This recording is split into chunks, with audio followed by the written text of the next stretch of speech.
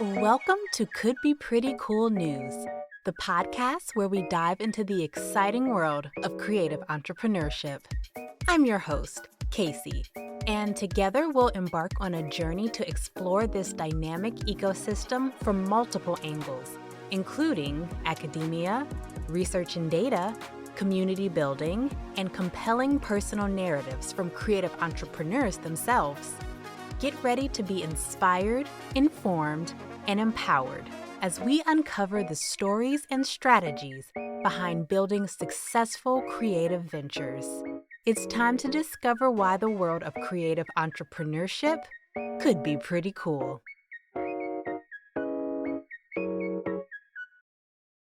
Today's episode is particularly exciting as we host our first international guest. Janis, a creator economy thought leader from Amsterdam, has spent the past 10 years working in the field, starting as a teenage video editor for gaming content creators and evolving into a key player at a startup that's at the cutting edge of content creation. In our conversation, Janis shares his insights on enabling creators to thrive, the shifting dynamics of the creator economy, and his recent project that promises to be an invaluable asset for creative professionals across the globe.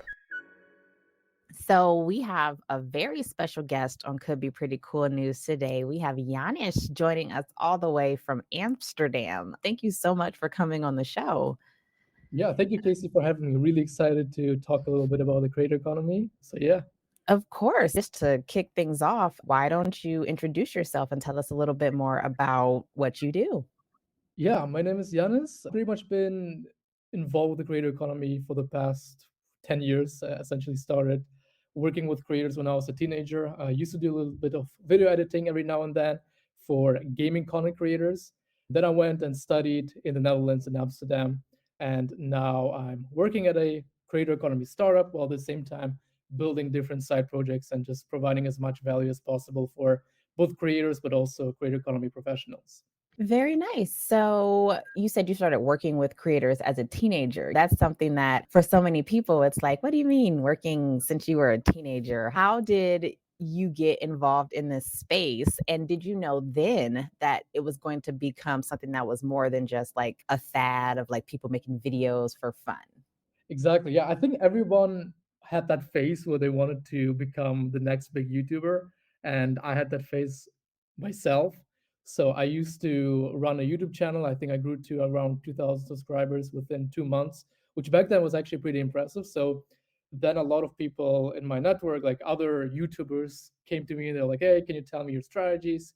Can you explain?" And a lot of that had something to do with thumbnails as well as my video editing style. So I then started selling it as a service, and I went from making videos myself to editing videos for other gaming content creators. And during that time, for me, that was just, I was a teenager, right? I was like 14, 15, 16 years old, still in high school, finishing up my final years. And for me, it was just something to make money, to spend it on partying with friends and so on, spend it on different stuff. So that was like the main reason why I did that back then. It was just, yeah, it's easy money for me, basically. And back then, but it was really interesting for me. Like, I was really excited about what I was doing back then. However, then I still decided to pursue the normal route, so to say, and went to university, actually to an academic research university, and got my degree in psychology. But then while I was like doing my degree, I realized, no, this is not for me. I actually want to go back and work with creators, work with artists. And I ended up at a company called Fangage. It was founded by a big DJ called Sam Feld. I've been working there for the past 4 years. So I joined the startup as the first employee. And 1 year ago, we got acquired by a big company. So I've been through 0 to 100. Yeah, and now I'm at the stage where I want to do stuff by myself, figuring out what I want to do next, and exploring different avenues, so to say. I think that's one of the most empowering things about the creator economy for me. It's you can take charge of what you want to do. You can use the skill sets that you're learning to go work for other companies, to start your own companies. And the fact that you've seen this very still sort of new industry from a bunch of different angles. I'm curious for you, what is your favorite aspect? Do you still helping providing services for creators? You said you're looking to start your own thing. Where are you with that part of your journey? Or are you just like, I like all of it and want to keep your hands in a little bit of everything? Yeah, for me, it's definitely solving the problem of creators not being able to monetize and struggling with making money. Because, yes, you might have a million followers on Instagram or TikTok, but that doesn't necessarily mean that you're making a lot of money unless you have you're selling something or you're providing a service for others. So for me, it's solving that puzzle, so to say, because there are creators out there, like I said, that have a lot of followers, but they're not making any money. So I like helping them, like unlocking new income streams for them and seeing how I can help also with my experience now with sales, business marketing, and so on. And basically, at the start that I was working at, that was my job, ensuring that creators get successful, make money, collect their fans in one place. That was the main idea of Fangage. Yeah, so for me, it's helping creators to make money. That's what I'm like really all about, while at the same time ensuring that it's all done in a scalable and sustainable manner. Because yes, you can make a lot of money, but from one moment to another, you can also lose all of that. And that's especially the case if you're really active on TikTok or Instagram. Maybe your whole career is essentially based on depends on one or two platforms, right? So diversifying and not putting your eggs in one basket, that's my philosophy. That's what I want to put out there, and that's how I help creators. That's amazing advice. And I found you through LinkedIn because of a personal project that you are working on that you've put out into the world already to help aid creators. And so if you wouldn't mind talking to us a little bit about what you've got going on. Yeah, I think it was a week ago. I launched a passion project or a side project of mine that I've been working on for the past years. To give you an idea, it's basically a collection of all the bookmarks that I made in the past years. So every time I would do research, dive deeper into the creator economy, I would put it in a special bookmark folder.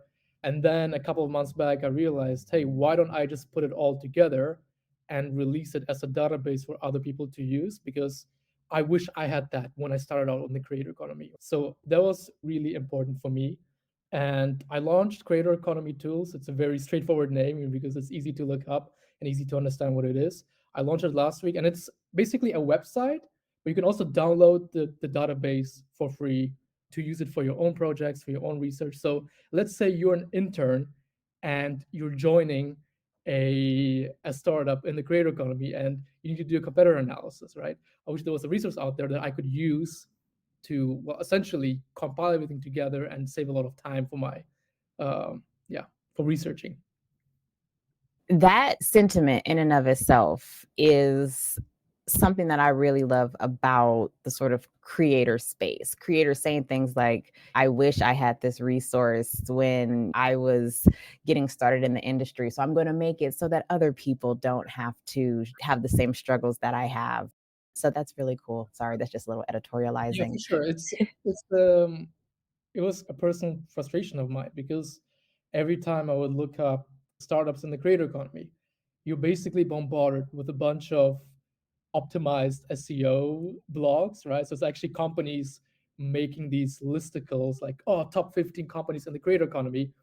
And they want to advertise or make sure that you click on their startup to use their product, like Patreon alternatives. And it's like a startup that's competing with Patreon. I wanted to have one place where it's all unbiased and where you can collect all of these startups and tools and apps that operate in the creator economy and put it all together. And I think I collected around 1,000 tools in total.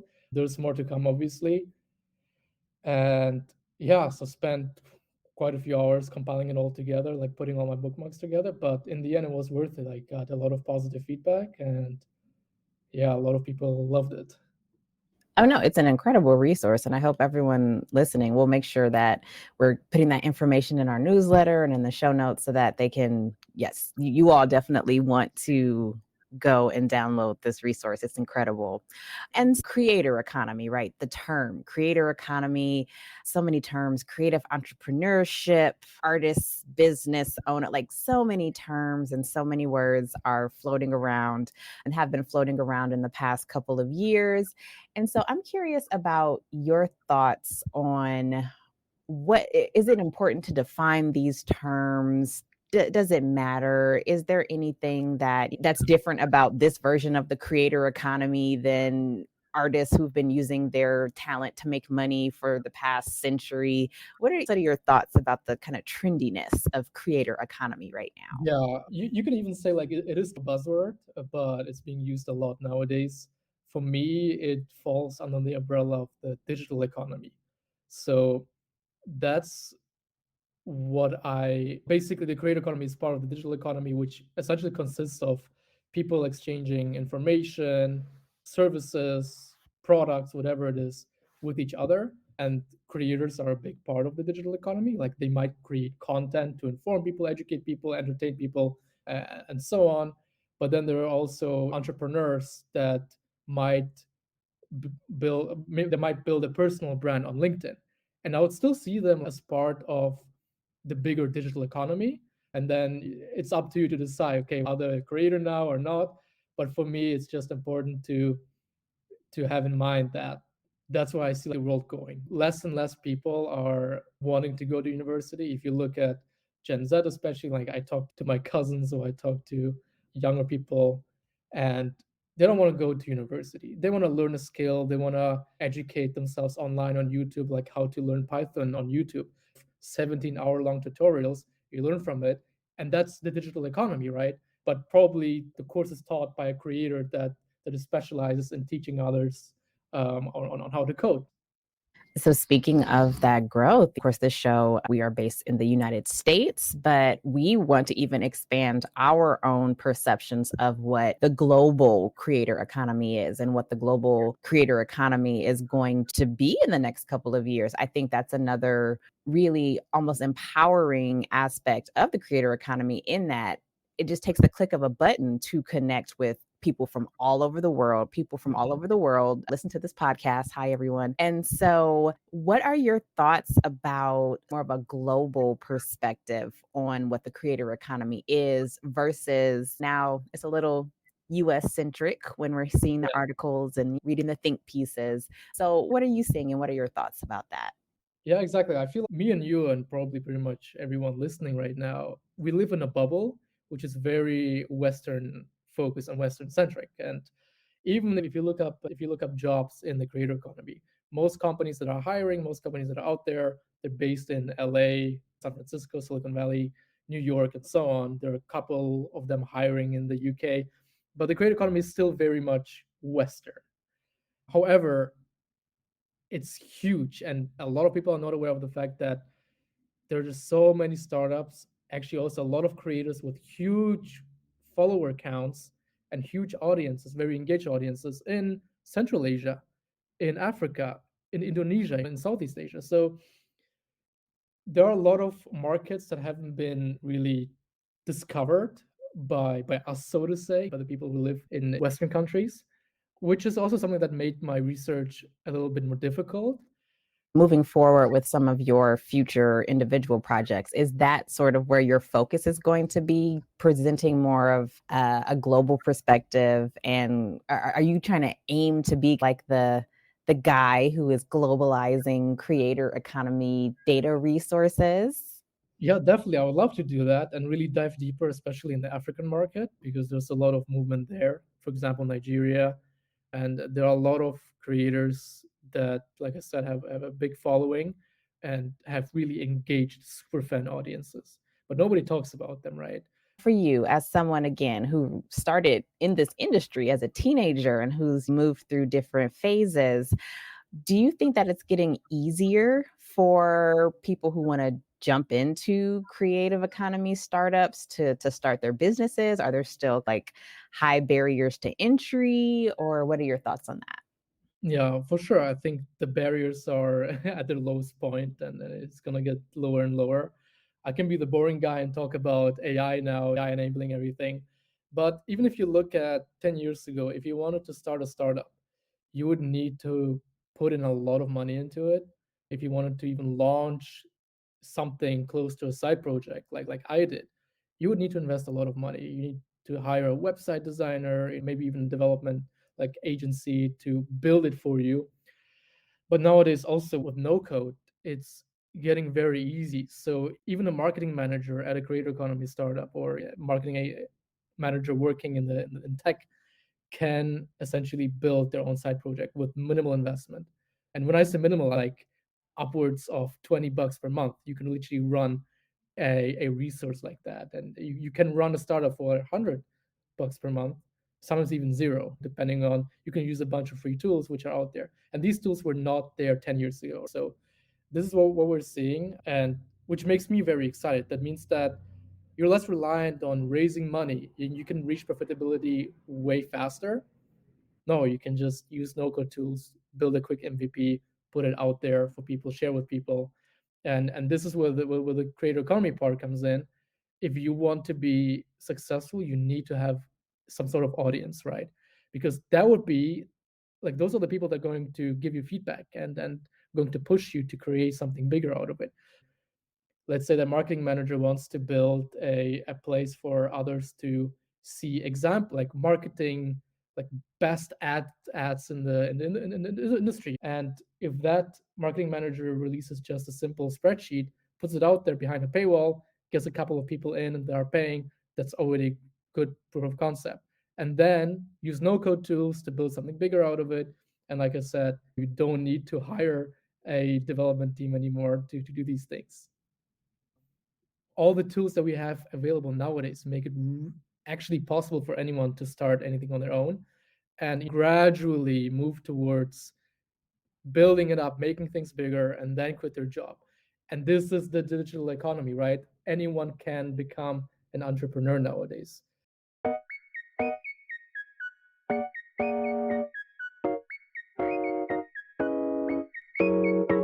Next up on Could Be Pretty Cool News, we're excited to introduce Tamisha, an entrepreneur who's making her mark in Atlanta's fashion scene. Originally from St. Louis, Tommy, as she's called, brings a fresh perspective to the industry with her fashion brand, Miss Tino. Stay tuned as she shares her experiences of moving to a new state during a pandemic, the inspiration behind her brands, and her mission to empower through fashion. So my name is Tamisha Oates. I go by Tommy.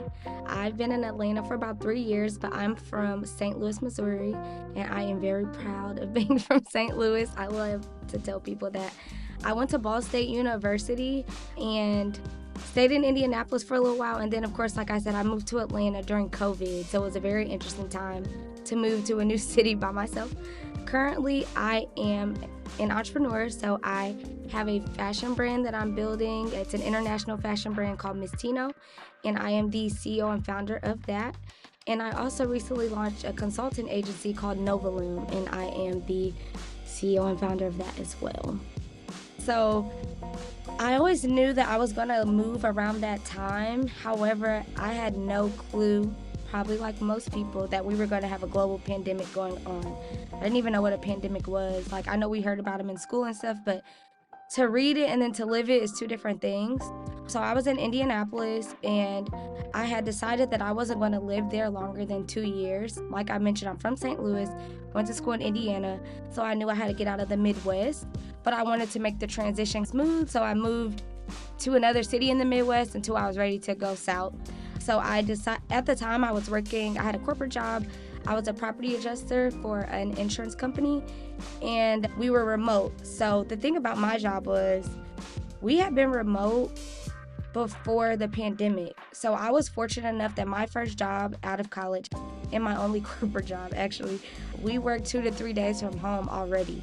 So when the pandemic came and people were starting to go home, it was an easier transition for me as far as having that set up already and already being able to be focused and tacked on work. So anyway, at that time, I moved September 2020. So a couple months before that, I had been advocating to bring a ERG If you're not familiar, that's an employee resource group to our company in Carmel, Indiana, for Black people, so for people of the African American descent. I've been advocating for that. We started getting it going. I had to collaborate with some department heads, and we had the interest or whatnot. So they offered me a role, like a leadership role, and then they took it back. And I was like, oh, bet. So that was really like annoying because I took the insurance job because it paid well. Insurance always pays well. But I knew that I was going to try to get into diversity. So that was the bridge, and that was where I was trying to build my career to get into the diversity department. So when they took my position back that I barely had, I was like, oh yeah, let me definitely move. So I started looking around, and I decided that I was going to move to Atlanta. So when I moved, I was working from home. I was actually on a leave because along with the pandemic, there was a lot of, what was going on? There was a lot of racial unrest going on. That was around George Floyd. And so I was really having a hard time at work anyway, just balancing having to have all those meetings with all the unrest going on, and now I'm at home every single day. So I knew Atlanta, part of the reason why I did want to move here is because I knew I would have a better sense of community. Deciding to move to Atlanta during the pandemic, yes, it seemed scary, but I was also coming to get a better sense of identity and feel more seen. And Atlanta definitely did that for me. So that's why I moved initially, because my job took something away from me. I stayed at that job for about 6 months, but I knew that Atlanta would be a good move for me, especially after experiencing that at work. So I actually started Miss Tino almost a year to date when I graduated college. So I started in May 2019. Fashion has always been a thing of mine. Like, people are always wondering, like, where do you get this from? Where do you get that from? And I might tell you something crazy, like, I got this shirt at Family Dollar. And people are like, what? Like, no, you didn't. And I'm like, yes, I did. So basically, after college, I was bored only working my full-time job. I had a full-time job. I had a serving and bartender job because I always kept that since I was like 15. And I had a lot of free time. So coming from college, I was very involved in my sorority, with the Multicultural Center, with the NAACP at our college. So I was just used to being busy. So I was like, okay, what can I do? And I was like, let me do something that I'm passionate about and that can also make me money. And so Miss Tino came along, and I started off slow. It took me about 6 months of planning before I decided to launch. But I basically was bored, and I was like, I need to do something I'm passionate about besides working all the time. So Miss Tino is actually named after my father. A lot of people don't know that. So my father passed away when I was 4, I believe. His name is Tino. So Miss Tino is me. When my mother made my first email address, she made it littlemistino@gmail.com. So that's where the name comes from. And when I started planning Miss Tino, actually, I said about 6 months. So it was October 6th. It was my aunt's birthday, my dad's sister. And I was like, I'm not going to be sad this year. I'm going to start doing something. And I went and bought a notebook, and I started to just journal and put ideas out. And that's how I started planning Miss Tino. So it's a mix between 2 family members that actually passed away that were important to me. And then I figured out how to blend that together with fashion. Miss Tino sounds really good and catchy. And when I started to play with logos and reach out to people for like ideas on what I wanted it to look like, it just looked perfect. I was like, Miss Tino is what it is. So Miss Tino is a brand that enhances your confidence in wardrobe one piece at a time. Every piece that we have, we choose it or we create it with the women who are buying it in mind. It's very much started off as a women-focused brand, actually a boutique, and it's grown to a brand because I've learned about business over the years of having it. And so now as we transition, we're definitely going to have gender fluid clothes because that's a new trend, but we definitely started our roots with women in mind who have a lot to do and places to go. Definitely happy about moving here and having my brand. I would say when I was in Indianapolis, my brand was very new. So let's say that a lot of people gravitated towards my brand when I first launched it.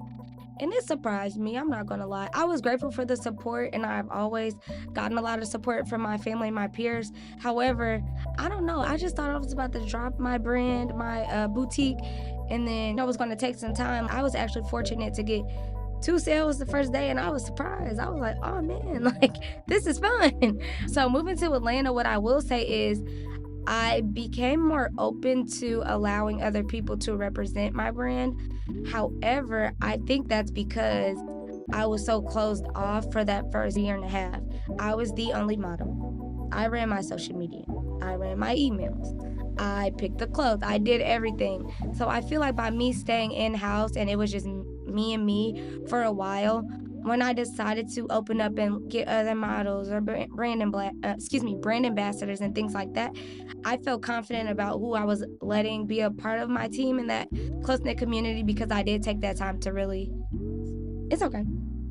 I was comfortable to invite people in because I took that time to really grow and develop my brand and who I wanted to connect with. And I will say, being in Atlanta, I was exposed to a lot different type of Black women and different body shapes and personalities, obviously because Atlanta's bigger than Indianapolis. Not saying it doesn't exist there, but I was just exposed to so many different type of people and body shapes and lifestyles that it made me even think about, I learned other customers that I didn't even think about that Miss Tino resonated with. So it was definitely a good move, even just, like I said, getting models and brand ambassadors.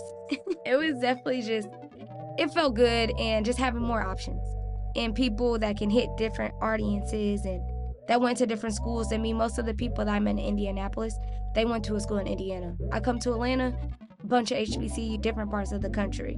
So it definitely just, it got my mind working and sparking different ideas. So I definitely think it was a really good move. So I actually spoke in my college at an event for my sorority about the Black Dollar, and they wanted me to talk on behalf of Miss Tino. While I was there, I basically dropped gems to them, and I sent a airdrop out of a internship opportunity. And a bunch of people connected, and after the event, I had like a line of 8 people like, hey, I'm interested, like, how can I work with you and stuff. Now, mind you, my brand was only 6 months old. So once I was excited about the interest. I talked to a few girls, and I hired 2 interns. They did not get paid until I was able to give them like a stipend at the end of the internship, but it was an unpaid internship. So when I had people that I had to lead and plan with and collaborate with, that's when I started to realize some of my shortcomings. So first and foremost, money. Let's be honest. Like I said, it started off as a hobby, so I didn't even think about funding or sponsorships or anything. I was just like, whatever money I have extra to make from my second job or my first job, I'll just put it towards inventory. So I would say money as far as to get inventory, and I wanted to travel to LA to the fashion district. So just really not knowing how much finances and funding can have your business off. Now, did it really bother me? No, because it was as a hobby, but as I started to grow, it started to become an issue because I'm getting so much interest and people are like, oh, this is sold out. And I'm like, I'm not ready to re-up yet. And then, so money. And then the second thing was I started my brand in my house. I cook a lot, social. So at first I was like, how do I have my clothes in a space where it's not going to smell like my house? I wanted to smell like clothes. I wanted to have a certain scent. Not that my house smelled bad, but I cook breakfast every day. I don't want them getting a shirt that smells like bacon. And then also I didn't want to put my inventory in my room because it's my room. So just really figuring out like where to store my inventory and how.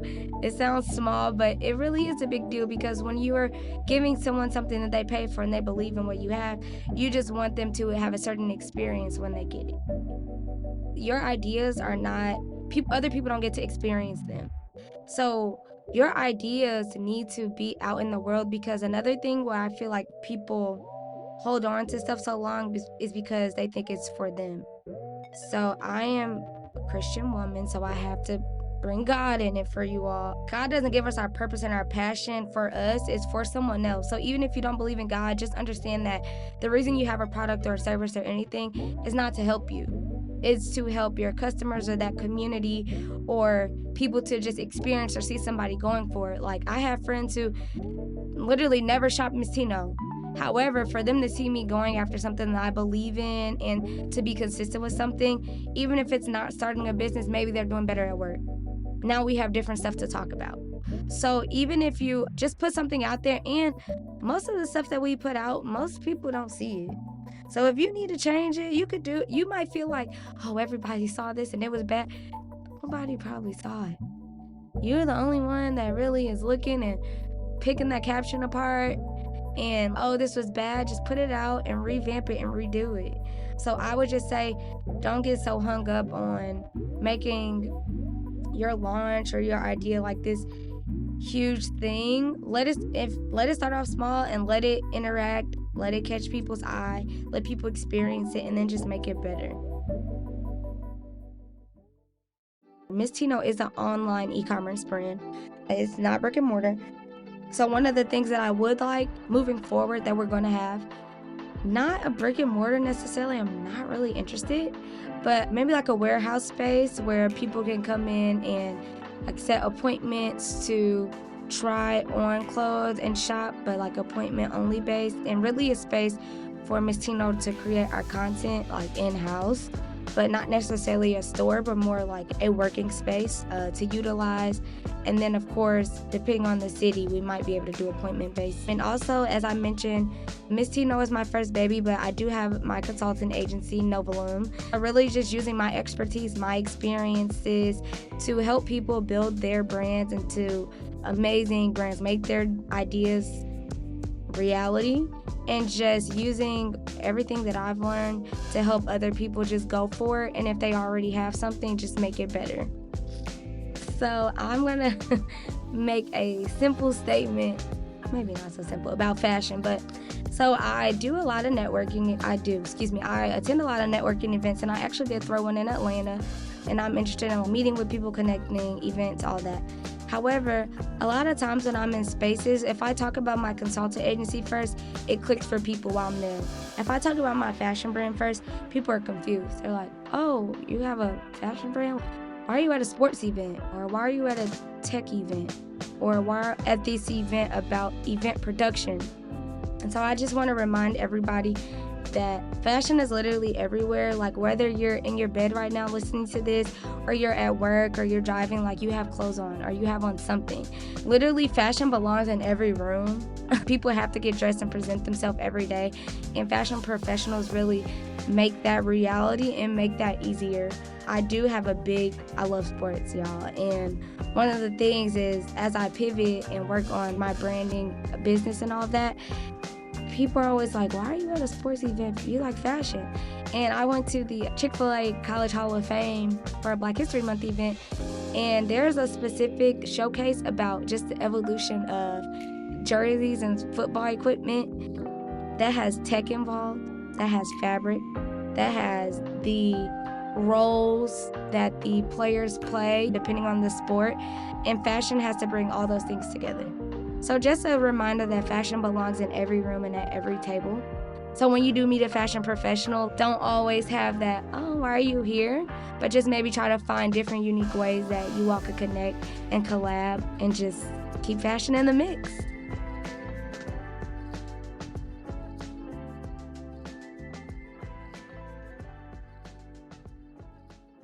And that brings us to the end of today's episode. Until next time, we encourage you to continue nurturing your process.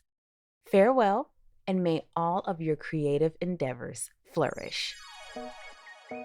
Could Be Pretty Cool News is a Could Be Pretty Cool original production that was workshopped as a part of the 2023 Google News Initiative Pre-Launch Lab. This episode was edited by Trinity Jackson. Our executive producer and host is Casey Willis, and our production coordinator is Liz Moore. The original theme music was composed by Camille Stennis, and our cover art was designed by Aaliyah Johnson. Special thanks to our guests,